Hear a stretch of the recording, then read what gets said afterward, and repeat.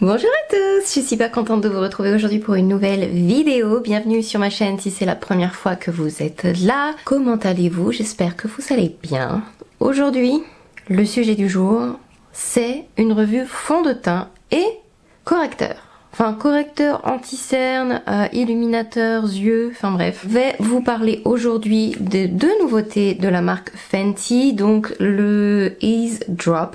Alors c'est marrant parce que j'ai vu des personnes dire Easy Drop, d'autres dire Ease Drop, mais sur la bouteille c'est bien marqué Ease Drop, un fluide teinté effet flouté. Et j'ai pris deux couleurs aussi de l'illuminateur contour des yeux, les Bright Fix. J'ai la couleur rose quartz et melon parce que je voulais vraiment des couleurs correctrices plus que d'utiliser ça en anti-cerne classique. Donc voilà, c'est parti, je vais vous parler de ces deux produits. On va faire dans l'ordre, je vais déjà vous parler du Skin Tint. Donc le Ease Drop, vous pouvez choper la marque sur Sephora bien sûr. Donc le fond de teint effet flouté. Rihanna voulait créer un fluide teinté qui sublime et lisse instantanément la peau, à la fois facile d'application, qui s'adapte à toutes les carnations. Grâce à son complexe Hydra Blend lissant et hydratant, Ease Drop sera votre meilleur allié pour effectuer un no make-up look, ou pour celles qui cherchent à avoir un teint parfait sans aucun effort. Donc il y a 25 teintes universelles qui s'adaptent à toutes les carnations.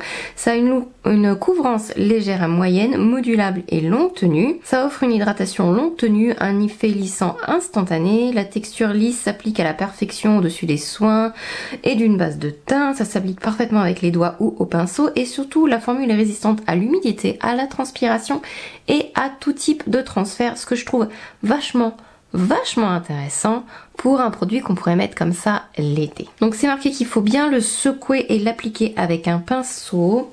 Je pense que je vais vous montrer avec un pinceau d'un côté et avec mes doigts de l'autre côté peut-être. Je suis pas encore sûre, où j'applique la totalité avec mes doigts.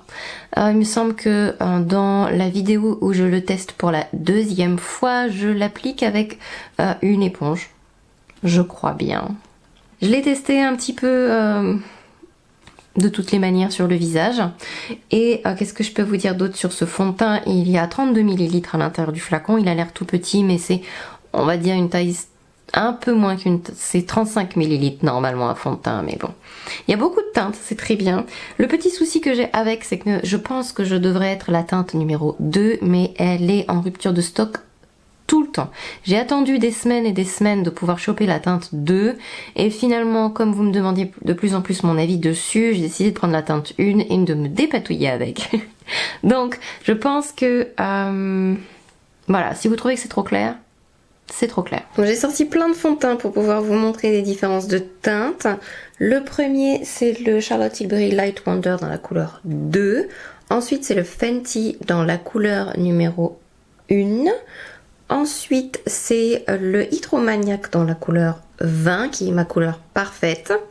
Et en dernier, c'est le Reboot dans la couleur Y218. Donc ça, c'est fait. On va passer à l'application sur le visage. Et après, je pense que je vous dirai tout ce que je pense de ce produit au fur et à mesure, et que je ferai un récap à la fin. Autre chose, j'ai cassé un peu mon ongle, je ne l'ai pas encore réparé, donc pardonnez-moi, oui, mes ongles c'est du n'importe quoi. Donc je l'ai testé plusieurs fois, la première fois à vrai dire ça a été un profond échec. Ça agrippait bizarrement les pores de ma peau, ça agrippait bizarrement les zones de sécheresse. Là je viens juste de mettre mes soins, je suis hyper hydratée et hyper... j'ai fait mon max là, vous voyez, j'ai même mis mon sérum à la squalane, j'ai mis double dose par rapport à d'habitude pour qu'il évite de marquer zone de sécheresse et pores dilatés. Enfin, pores dilatés, c'est même pas que... Je ne trouve pas personnellement que j'ai les pores dilatés, mais qu'est-ce que vous voulez? Je vais en mettre un peu. Vous voyez, c'est très liquide. Oh, allez, je vais y aller comme ça sur mon visage. Me débarrasser de ce que j'ai sur cette main-là. Le flacon est en plastique, il est hyper pratique de voyager avec, je trouve personnellement.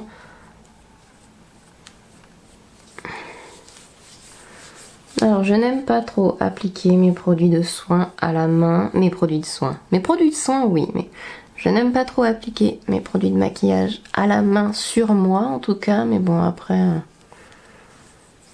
Alors après je pense que ça dépend des goûts de chacun, mais appliquer au pinceau je l'ai pas trouvé terrible.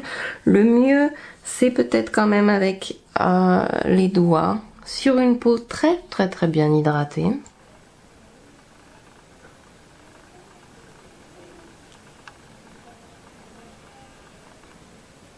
On va en remettre un petit peu sur certaines zones du visage. C'est léger à moyen, enfin c'est pas... c'est léger, on va être honnête. Si vous avez plein de choses à cacher, c'est vraiment un fond de teint plus de jour, mais il va pas apporter énormément de couvrance.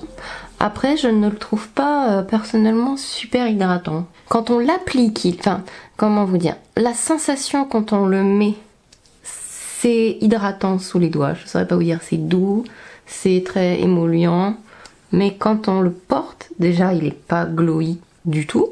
Et si vous n'êtes pas assez hydraté sur certaines zones de votre visage, il va les marquer terriblement. Après ça a une vraie couvrance légère, c'est un peu plus couvrant que certains sérums de teint qui nous sortent où il y a absolument rien. Ce que j'aime bien faire aussi, c'est mettre une base un peu illuminatrice en dessous si vous avez la peau un peu plus normale à sèche. Si vous avez la peau sèche, je vous le conseillerais personnellement pas. En fait je conseillerais pas aux personnes qui sont dans les extrêmes, la peau très sèche et la peau très grasse. Je trouve qu'on voit énormément les pores de ma peau avec. Mais il est très beau donc avec ma base illuminatrice. Je pense que j'ai pas... Alors j'ai pas en ce moment la peau extrêmement déshydratée pourtant, mais avec moi j'ai... Enfin c'est un peu... Sans base illuminatrice, il est moins beau. Ensuite je vais vous parler du Bright Eye Fix, le Eye Brightener, l'illuminateur contour des yeux. J'ai Rose Quartz et j'ai Melon. Alors d'après la marque, je vais vous donner le pitch, mais il paraît que c'est... que ça fait tout. Le Bright Fix, le tube est à 25 €. Quand j'ai regardé au début la publicité sur la marque, ça disait que c'était... soit illuminateur, soit correcteur, soit anti-cerne avec une couvrance légère quand même, un illuminateur, c'est-à-dire que c'était sous les yeux immédiatement. Les effets d'une nuit de sommeil en un claquement de doigts, voilà, infusé de complexe Hydra Blend, donc comme normalement le fond de teint, ça illumine le teint et ça estompe instantanément les imperfections. Application super rapide, couvrance légère modulable, juste une goutte suffit pour un parfait no make-up look. Sa texture légère, semblable à un sérum, glisse parfaitement sur la peau pour un fini zéro défaut et une formule qui résiste à l'eau, à l'humidité, à la transpiration, qui ne file pas. Bright Fix, la solution facile d'après Fenty, ça illumine le teint, ça estompe les poches, les imperfections, 16 teintes universelles. Une seule goutte suffit, appliquer une noisette et estomper, modulable et facile à appliquer par-dessus vos soins, peut être appliqué par-dessus votre anti-cerne, s'estompe parfaitement avec les doigts, au pinceau ou à l'aide d'une éponge. On va appliquer les doigts aujourd'hui. Je vais vous swatcher les deux couleurs que j'ai. Alors le packaging, je le trouve pas terrible, c'est pas très propre quand même, mais bon... Et ça c'est Rose Quartz. Alors Rose Quartz c'est vraiment très clair. Je le voyais quand même un tout petit peu plus foncé, mais du coup si votre anti-cerne est un peu foncé, ça peut l'éclaircir pas mal. Je pense que vous voyez lequel est rose et lequel est melon. Est-ce que j'utilise melon aujourd'hui? Je vais vous montrer l'effet... J'en ai mis trop. L'effet correcteur. C'est vrai qu'il en faut pas beaucoup. Pourtant, j'ai à peine appuyé dessus.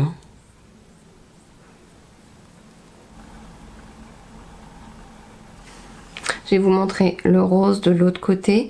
Honnêtement, ça pourrait être des couleurs que je pourrais porter toutes les deux. Le rose, c'est un peu mieux si vous avez des cernes marron. Mais vous voyez, il est vraiment très clair. Que melon c'est mieux si vous avez des cernes, j'en ai mis beaucoup trop, des cernes bleutées un peu. Du coup le rose quartz m'illumine beaucoup plus, mais je vous dirai après ce que je pense réellement de ces produits. Je vais finir mon make-up je pense, je vais vous zoomer un peu sur tout mon visage aussi, et puis je vous donnerai mon avis final à la fin.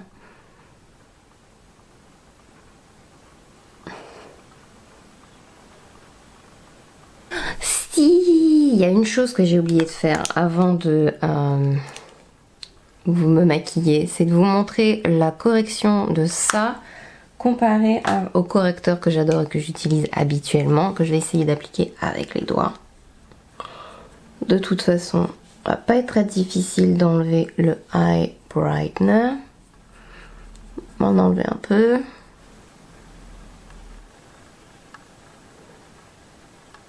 Ah si, je pense qu'on voit. De toute façon, j'attendrai, on verrait clairement la différence parce que celui-ci tient mieux que celui-là en fait. Mais on en reparlera après. Maintenant, je vais maquiller.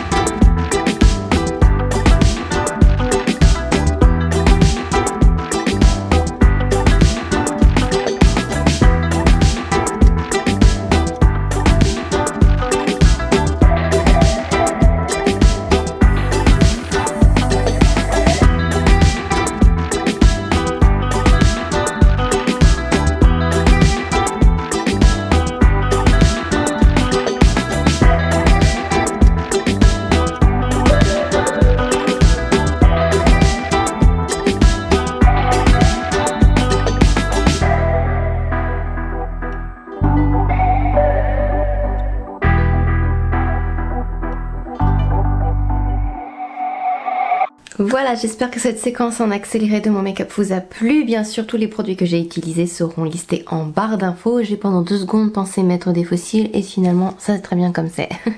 Faites pas attention, j'ai pris ma douche tout à l'heure, donc j'ai les cheveux un peu mouillés. Bon, on s'en fout. On va commencer déjà par le Blurring Skin Tint. Donc le fluide teinté effet flouté, ça me gratouille. Ce n'est pas, même si j'arrive à le rattraper, même si j'utilise des bases qui me permettent d'avoir une application homogène et jolie sur le visage, c'est pas mon produit pour le teint préféré et c'est vraiment pas celui vers lequel je vais me tourner si je veux exactement ce qui est marqué et ce qu'il promet. Déjà parce que il faut que j'utilise une base hydratante ou illuminatrice en dessous alors que j'ai la peau ok un peu déshydratée mais en ce moment elle est quand même plus mixte voire grasse certains jours et j'arrive pas à avoir une application sinon homogène. Je trouve que ça file pas mal dans les ridules alors que c'est marqué qu'il est censé ne pas bouger, pas transférer, résister à tout et n'importe quoi. Alors je trouve pas que la tenue non plus soit extraordinaire sans base et je trouve qu'il se met très bizarrement dans les pores de ma peau alors que voilà, on a tous des pores, c'est complètement normal. Par contre, qu'il s'installe bizarrement à l'intérieur, c'est déjà moins normal. Une petite peau sèche, il a accroché direct dessus. Et c'est pas une couvrance, alors c'est une vraie couvrance légère, si c'est ce que vous aimez, je pense que ça peut vous convenir. Mais quitte à mettre du fond de teint, je préfère que ça fasse un peu plus. Sinon, je préfère avoir juste un teint léger qui me donne du glow direct comme le produit de Charlotte Tilbury ou juste utiliser mon CC sérum tout seul ou ou utiliser quelque chose qui se voit carrément. Sinon je fais un teint à l'anti-cerne en fait, un peu là, un peu là, un peu là, un peu là, un chouïa là, un chouïa là, un chouïa là et encore. Et puis il file dans mes ridules d'une manière pas très très jolie. Il a du mal à se fixer en fait. Même si je mets poudre, etc. Alors là, l'apparence, elle est un peu améliorée parce qu'il y a la poudre Dior qui sauve un peu les meubles. Cette poudre est formidable. Mais ouais, je suis pas convaincue du tout par ce produit Fenty. Je suis même assez déçue en fait. C'est beaucoup d'efforts pour le faire fonctionner sur moi. Les produits, les anti-cernes, j'en ai essayé plusieurs. Ne s'appliquent pas forcément hyper bien dessus. C'est un peu galère de rendre le tout homogène. On a l'impression que ça se sépare de partout. Ça a du mal à fonctionner avec les autres produits en fait. J'ai mis le même anti-cerne, mais on va passer au Bright Fix parce que ce côté-là est beaucoup moins bien que ce côté-là. Pourquoi? Je trouve que le Bright Fix déjà n'est pas... Alors, je dis toujours qu'un correcteur, c'est pas une question de couvrant, c'est une question de couleur. Mais le produit est tellement transparent qu'en tant que correcteur, je vois pas une grosse différence. Et surtout, il ne tient pas bien du tout. En cours de journée, si je l'utilise seul, de toute façon, au bout de 1 heure, il n'y a plus rien sous mes yeux. Et si je l'utilise en dessous d'un anti-cerne, ça affadit l'effet de l'anti-cerne et ça, c'est pas terrible. Après, en tant qu'illuminateur, par contre, il est pas mal du tout. Si vous avez une bonne couleur, vous voulez utiliser une couleur un peu plus claire pour donner un effet par-dessus votre make-up, d'éclaircir votre anti-cerne, par exemple, ou de ce que je fais avec le rose quartz, ou par exemple, melon, je l'ai utilisé sur les points un peu plus médium que moi, pour illuminer par-dessus l'anti-cerne un peu le contour des yeux, ou vraiment illuminer les parties que je voulais mettre en avant du visage. Là, il est pas mal du tout. Mais sinon, en tant qu'anti-cerne, bof, en tant que correcteur, pas top. Là, pour le coup, malgré ce que j'ai vu sur le compte Instagram de la marque, il fait vraiment illuminateur. Et seul sur le visage, si vous voulez juste par exemple le mettre en illuminateur parce que vous avez un teint hyper naturel et que voilà, juste pouf pouf pouf pouf pouf pouf sur le centre du visage, tac tac tac, il tient pas très bien. J'espère que cette vidéo vous a plu. N'hésitez pas à me dire tous ceux qui me regardent, si vous avez testé ce fond de teint, ce que vous en pensez aussi. Comme je répète à chaque fois, on n'est pas tous pareils, on a des expériences différentes avec les produits, on a des types de peau, on les a testés sous des climats différents, on a des attentes différentes, etc. etc. Donc, ce que je n'aime pas, vous pouvez parfaitement l'aimer et il n'y a aucun problème avec ça. Et voilà. J'ai hâte de vous retrouver dans la prochaine vidéo. Je vous fais plein de gros bisous et je vous dis à la prochaine. Bye bye.